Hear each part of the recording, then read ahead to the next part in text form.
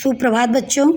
Divine public school मोनापुर Gorakhpur के हिंदी विषय के ऑनलाइन वीडियो पाठशाला में आप सभी का स्वागत है। बच्चों, आज हम कक्षा 10 में हिंदी व्याकरण के अंतर्गत व्याकरण प्रकाश नामक पुस्तक से पाठ 4 रचना के आधार पर वाक्य भेद को पढ़ेंगे। तो बच्चों, आइए चलते हैं हम अपने पाठ की ओर। रचना के आधार पर वाक्य भेद को पढ़ने से पूर्व हम वाक्य के विषय में जान लेते हैं। वाक्य होता क्या है, इसकी परिभाषा क्या है और वाक्य की विशेषताएं क्या क्या होती हैं, वाक्य के अंग कौन कौन होते हैं, इन सब के विषय में हम जानते हैं। वाक्य से तात्पर्य शब्दों की रचना वर्णों के सार्थक मेल से होती है। इन्हीं सार्थक शब्दों के सार्थक एवं व्यवस्थित मेल से वाक्य बनते हैं। वाक्य भाषा की सबसे छोटी इकाई है, जिसके द्वारा लिखने या बोलने वाले के मन का आशय समझ में आ जाता है। इस तरह हम कह सकते हैं कि मनुष्य के विचारों को व्यक्त करने वाला शब्द समूह जो व्यवस्थित हो तथा पूर्ण आशय प्रकट कर सके, वाक्य कहलाता है। वाक्य की परिभाषा है, उद्देश्य तथा विधेय से बनी भाषा की वह लघुत्तम इकाई जिसके माध्यम से वक्ता अपने भावों और विचारों को संप्रेषित करता है, वह वाक्य कहलाता है। वाक्य की प्रमुख विशेषताएं हैं, वाक्य विचारों एवं भावों को व्यक्त करने वाली भाषिक इकाई है। वाक्य की रचना विभिन्न पदों एवं पदबंधों से होती है। वाक्य के दो प्रमुख घटक होते हैं, उद्देश्य तथा विधेय। बिना विधेय या क्रिया पदबंध के कोई भी वाक्य नहीं बनता। वाक्य स्वयं में पूर्ण तथा स्वतंत्र होता है। तो बच्चों, वाक्य से तात्पर्य, वाक्य की परिभाषा और वाक्य की प्रमुख विशेषताएं को पढ़ने के पश्चात अब हम वाक्य के अंग को देखते हैं कि वाक्य के अंग कौन कौन से होते हैं। वाक्य के अंग। वाक्य की रचना दो अंशों से होती है, उद्देश्य तथा विधेय। उद्देश्य क्या होता है? उद्देश्य वाक्य का वह भाग होता है जिसके विषय में वाक्य में कुछ कहा जाता है, और विधेय वाक्य का वह अंश है जिसका विधान उद्देश्य के लिए किया जाता है। जैसे एक उदाहरण आपके सामने प्रस्तुत है। वाक्य है, लड़का झूठ बोल रहा है। इसमें उद्देश्य जो है वह लड़का है और विधेय जो है वह झूठ बोल रहा है। अब हम रचना के आधार पर वाक्य के कितने भेद हैं इसके विषय में जानते हैं। आपने रचना के आधार पर तथा अर्थ के आधार पर वाक्य के भेद पढ़ा। बच्चों, पिछली कक्षा में आपने अर्थ के आधार पर वाक्य भेद पढ़ा। कक्षा 10 में हम रचना के आधार पर वाक्य के भेद पढ़ेंगे। रचना के आधार पर वाक्य के दो भेद होते हैं, सरल वाक्य और जटिल वाक्य। सरल वाक्य स्वयं साधारण वाक्य होता है और जटिल वाक्य के 3 भेद होते हैं, जैसा कि आप इस चित्र के माध्यम से भी समझ सकते हैं। जटिल वाक्य के अंतर्गत संयुक्त वाक्य, मिश्र वाक्य तथा संयुक्त मिश्र वाक्य आते हैं। बच्चों, अब हम समझते हैं कि सरल वाक्य क्या होता है। सरल वाक्य जिन वाक्य में एक ही क्रिया होती है और एक कर्ता होता है, वे साधारण वाक्य या सरल वाक्य कहलाते हैं। दूसरे शब्दों में हम यह कह सकते हैं कि जिन वाक्यों में केवल एक ही उद्देश्य और एक ही विधेय होता है, उन्हें साधारण वाक्य या सरल वाक्य कहते हैं। जैसे सरल वाक्य के कुछ उदाहरण आपके समक्ष प्रस्तुत हैं। बिजली चमकती है, इसमें एक उद्देश्य और एक विधेय है। पानी बरसा, पक्षी शाम होते ही घोंसले की ओर लौट आते हैं। मोहन हंसता है, राजेश बीमार है, माताजी ने शीला को एक साड़ी दी। यह सब सरल वाक्य के उदाहरण हैं। इन वाक्यों में एक ही क्रिया और एक ही कर्ता है। तो जिन वाक्यों में एक ही क्रिया और एक ही कर्ता होते हैं, वे साधारण वाक्य कहलाते हैं। इन सभी वाक्यों में एक एक उद्देश्य अर्थात कर्ता और विधेय अर्थात क्रिया है, अतः ये साधारण या सरल वाक्य हैं।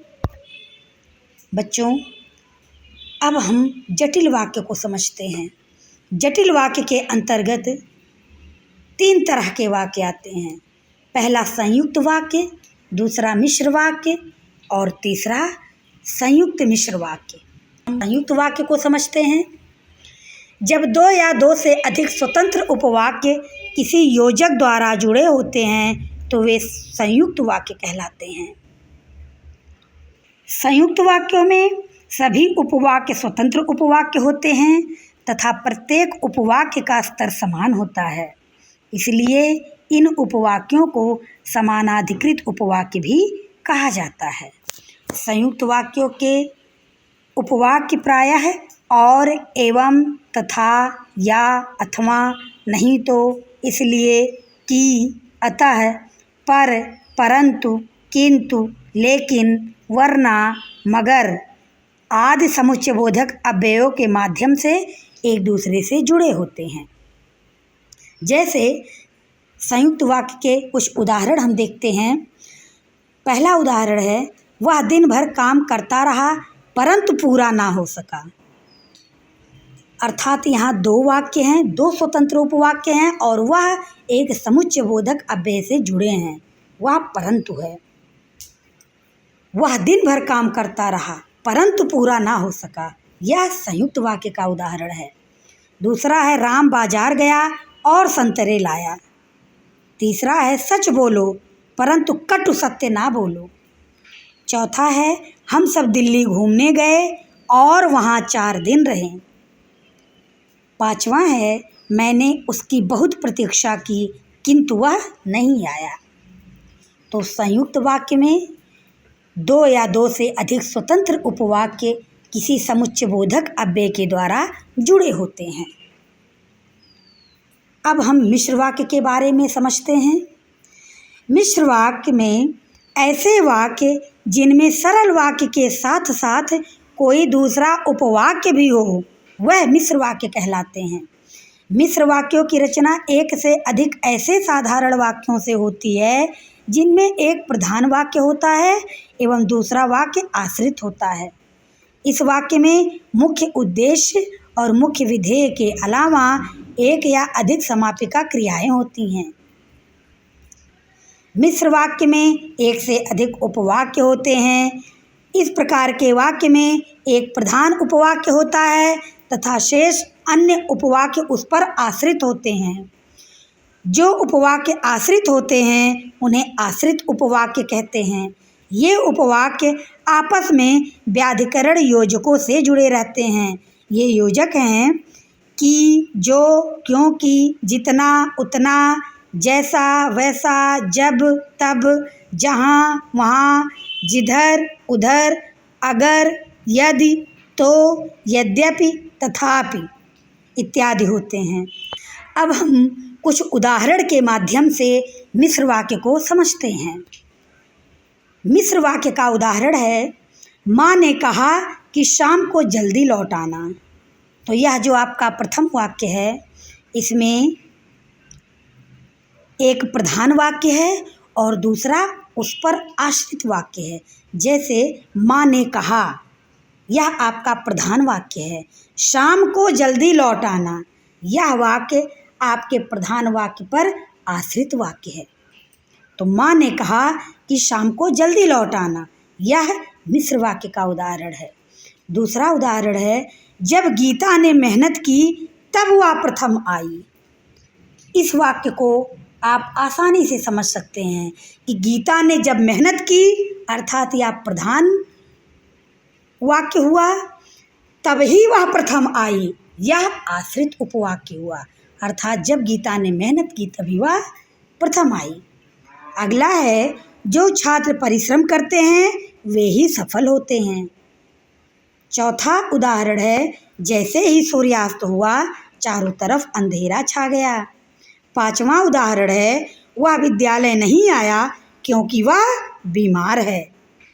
छठवां उदाहरण है, यह वही भारत देश है जिसे पहले सोने की चिड़िया कहा जाता था। तो बच्चों, इन उदाहरणों के माध्यम से आप यह समझ गए होंगे कि मिश्र वाक्य वे वाक्य होते हैं जिसमें एक प्रधान वाक्य होता है और दूसरा वाक्य आश्रित वाक्य होता है। अब हम संयुक्त मिश्र वाक्य को समझते हैं।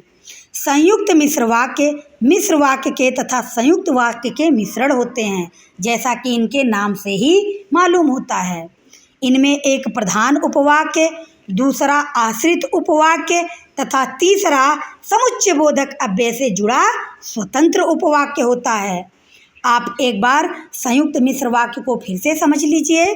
संयुक्त मिश्र वाक्य, जैसा कि नाम ही है कि संयुक्त मिश्र वाक्य में मिश्र वाक्य के तथा संयुक्त वाक्य के मिश्रण होते हैं। इनमें एक प्रधान उपवाक्य होता है, दूसरा आश्रित उपवाक्य होता है तथा तीसरा समुच्चय बोधक अव्यय से जुड़ा स्वतंत्र उपवाक्य होता है।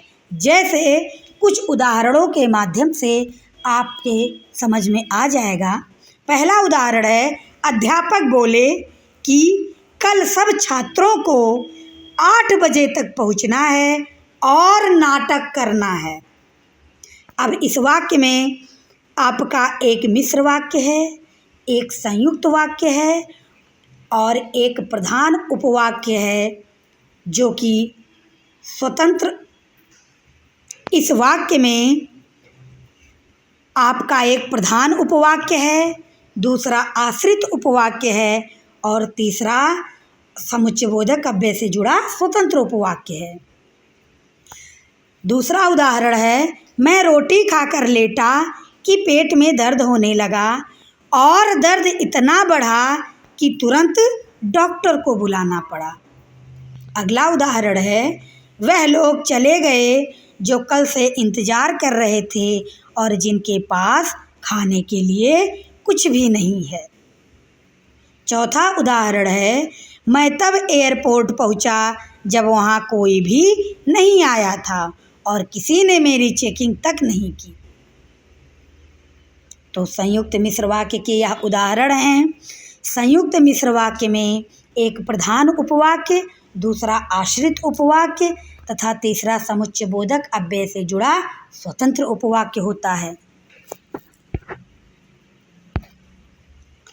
बच्चों, अब हम सरल वाक्य और जटिल वाक्य को जानने और समझने के पश्चात संयुक्त वाक्य के उपभेदों को समझते हैं। संयुक्त वाक्य के 4 उपभेद होते हैं जो कि इस प्रकार हैं: संयोजक संयुक्त वाक्य, विभाजक संयुक्त वाक्य, विरोधवाचक संयुक्त वाक्य और परिणामवाची संयुक्त वाक्य। संयोजक संयुक्त वाक्य का कार्य होता है उपवाक्यों को जोड़ना। जैसे एक उदाहरण मैं आपको बताती हूँ।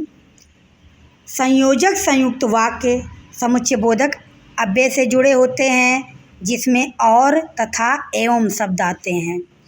जैसे एक उदाहरण है, आप चलिए और किसी को भेज दीजिए। तो इसमें जो और शब्द है वह समुच्चय बोधक अव्यय है और यह संयोजक संयुक्त वाक्य के अंतर्गत आता है। इसके पश्चात विभाजक संयुक्त वाक्य है। विभाजक संयुक्त वाक्य का कार्य है उपवाक्यों को विभाजित करना। इसमें या, अथवा, कि, नहीं तो, अन्यथा आदि शब्द आते हैं। जैसे इसका एक उदाहरण है, पहुंच जाओ वरना मुलाकात नहीं होगी। यह विभाजक संयुक्त वाक्य है। इसके पश्चात विरोधवाचक संयुक्त वाक्य है। विरोधवाचक संयुक्त वाक्य में इसका कार्य है उपवाक्यों के बीच विरोध प्रकट करना। जैसा कि नाम से स्पष्ट है, विरोधवाचक संयुक्त वाक्य। इसका कार्य है उपवाक्यों के बीच विरोध प्रकट करना। यह समुच्चय बोधक अव्यय किंतु, परंतु, लेकिन, मगर आदि से जुड़े होते हैं। जैसे इसका उदाहरण है, मैंने समझाया था लेकिन वह नहीं मानी। इसमें दोनों वाक्यों में विरोध है जो लेकिन शब्द से जुड़ा है। तो मैंने समझाया था लेकिन वह नहीं मानी। यह विरोधवाचक संयुक्त वाक्य का उदाहरण है। और इसके पश्चात चौथा है परिणामवाची संयुक्त वाक्य। परिणामवाची संयुक्त वाक्य का कार्य है दोनों उपवाक्यों के बीच कार्य तथा परिणाम का संबंध दिखाना। यह समुच्चय बोधक अव्यय इसलिए, अतः, अतयों आदि से जुड़े होते हैं। जैसे इसका एक उदाहरण है, वह बहुत थक गई थी अतएव उसने खाना नहीं बनाया। इसका एक उदाहरण और हम देख लेते हैं, इस बार बहुत गर्मी पड़ी है अतः हम लोग शिमला जाएंगे। यह परिणामवाची संयुक्त वाक्य का उदाहरण है। बच्चों, अब हम मिश्र वाक्य में कितने तरह के आश्रित उपवाक्य आ सकते हैं इसको समझते हैं। मिश्र वाक्य में 3 तरह के आश्रित उपवाक्य आ सकते हैं। पहला है संज्ञा उपवाक्य। संज्ञा उपवाक्य वे उपवाक्य हैं जो वाक्य में संज्ञा पद या संज्ञा पदबंध के स्थान पर आ सकते हैं और वही प्रकार कर सकते हैं जो प्रकार संज्ञा पद या पदबंध द्वारा किया जाता है। जैसे मुझे मालूम है कि लोग मुझे पसंद नहीं करते। दूसरा है विशेषण उपवाक्य। विशेषण उपवाक्य वे उपवाक्य हैं जो संज्ञा पद की विशेषता वैसे ही बताते हैं जैसे कोई विशेषण पद बताता है। जैसे पिताजी ने वह मकान बेच दिया जो पुराना हो गया था। यह विशेषण उपवाक्य है। तीसरा है क्रिया विशेषण। क्रिया विशेषण उपवाक्य वाक्य में क्रिया विशेषण पद या क्रिया विशेषण पदबंध के स्थान पर आ सकते हैं और जिस तरह क्रिया विशेषण पद या पदबंध वाक्य की क्रिया की विशेषता बताते हैं उसी तरह यह भी क्रिया की विशेषता बताते हैं। जैसे जहाँ तुम जाओगे मैं भी वहीं आऊँगा। यह क्रिया विशेषण उपवाक्य हैं। तो बच्चों, वाक्य के भेद और प्रभेद को उपभेद को समझने के पश्चात अब हम सरल और संयुक्त वाक्य में अंतर को समझते हैं। यहाँ आपके समक्ष कुछ उदाहरण दिए गए हैं। कुछ उदाहरण सरल वाक्य के हैं, उनको संयुक्त वाक्य में कैसे बदला जाता है इस वीडियो में आपको यही समझाने की चेष्टा की गई है। सरल वाक्य का उदाहरण राम और श्याम दोनों जाएंगे। इसको अगर हम संयुक्त वाक्य में बदलते हैं तो हो जाएगा राम भी जाएगा और श्याम भी जाएगा। अर्थात और शब्द से यह दोनों स्वतंत्र वाक्य और शब्द से जुड़े हैं, इसलिए यह संयुक्त वाक्य है। संयुक्त का अर्थ ही होता है कि जुड़ना।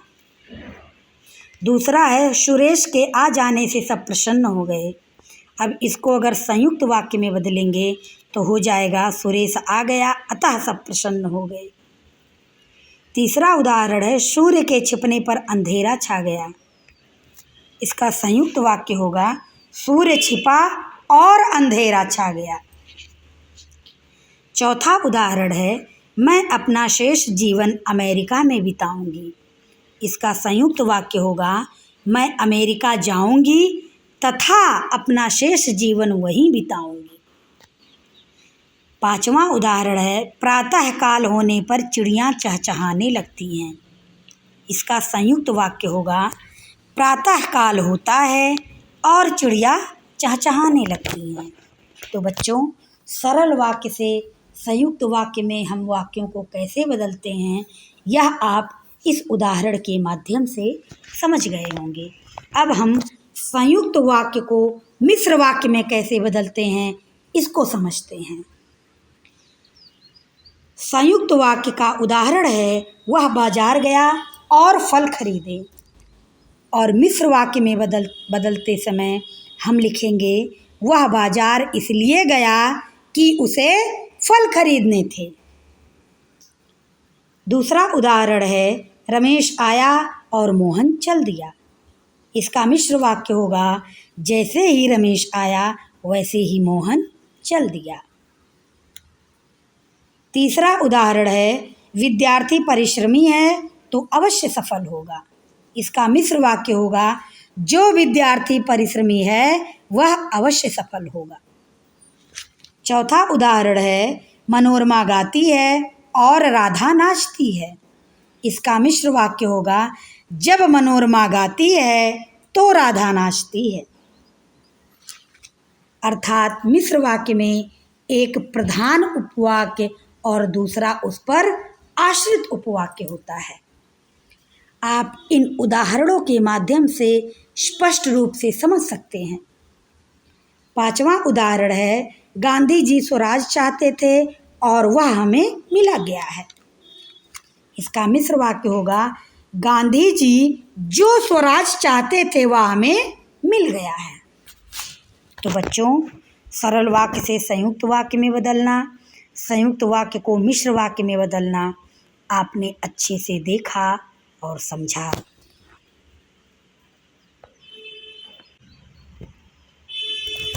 तो बच्चों, रचना के आधार पर वाक्य भेद आप समझ गए होंगे। इस वीडियो के माध्यम से रचना के आधार पर वाक्य के कितने भेद होते हैं, रचना के आधार पर वाक्य के मुख्य 2 भेद होते हैं, एक सरल वाक्य और एक जटिल वाक्य। सरल वाक्य को हम साधारण वाक्य भी कहते हैं और जटिल वाक्य के अंतर्गत 3 तरह के वाक्य आते हैं। पहला संयुक्त वाक्य, दूसरा मिश्र वाक्य, तीसरा संयुक्त मिश्र वाक्य। मैंने इन तीनों की परिभाषाएं बताई, इन तीनों में अंतर बताया, इन तीनों का अर्थ बताया। सरल वाक्य क्या होता है, संयुक्त वाक्य क्या होता है, मिश्र वाक्य क्या होता है, संयुक्त मिश्र वाक्य क्या होता है। इसके पश्चात हमने संयुक्त वाक्यों के भेद देखे। तत्पश्चात मिश्र वाक्य में आने वाले उपवाक्य को हमने देखा और समझा। सरल वाक्य और संयुक्त वाक्य के कुछ उदाहरण हमने देखे। सरल वाक्य से संयुक्त वाक्य में बदलना, संयुक्त वाक्य से मिश्र वाक्य में बदलना हमने देखा और समझा। तो बच्चों, इस वीडियो के माध्यम से आप रचना के आधार पर वाक्य भेद को देखेंगे और समझने का प्रयास करेंगे। वाक्य की रचना कैसे होती है, रचना के आधार पर वाक्य के कितने भेद होते हैं, इन सब को आप इस वीडियो के माध्यम से अच्छी प्रकार से देखेंगे और समझने का प्रयास करेंगे।